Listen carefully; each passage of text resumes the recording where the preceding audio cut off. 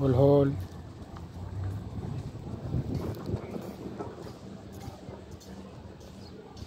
احنا والله ما عرفت اصور ولا عرفت اعمل حاجة. بسم الله ما شاء الله النطرة بتمطر والدنيا حلوة خالص. ان انا داخل اساسا بعد ما اخلص التذاكر يعني، بعد ما قفلوا الباب، بس عشان الراجل اللي جاي معاي هو اللي دخلنا هنا. الراجل المحترم ده ابو معداوي، ابو معداوي ده كله برا المتحف، المكان اللي انا فيه.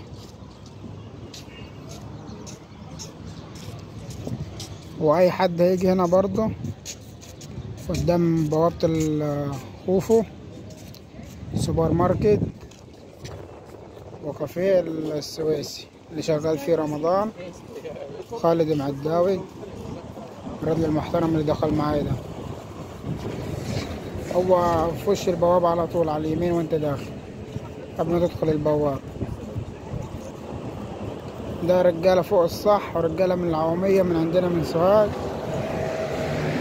ناس تعرف في الوصول، ناس محترمة وناس زي الفل. فأنا مش عارف أصور أوي عشان الستات اللي معدية دي والناس، تمام، نعمل معهم مشكلة، بس أصوركم برضه عشان المشكلة. ده يا عم خفرة، ده خوفو، ودي مزة احنا ملناش دعوة بيها، واللي ورا ده منقرع تقريبا ورا ابو الهول.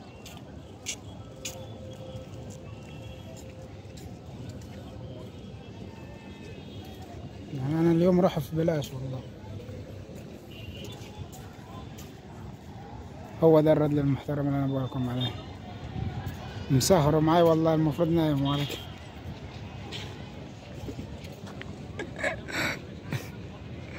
اسيب لهم رقمك في الفيديو، اقول لهم المرشد السياحي بتاعك. خش جيلي يعني بص ورا فتح لك الزراير يا ديك ايه. طب يلا عشان نطر هتمطر علينا. بصوا لا ما تصورهاش عايز تجيب حتى صور. حرام يا اخي. انا عايز اصور لا А им сейчас? Или это заранее? Нет, нельзя.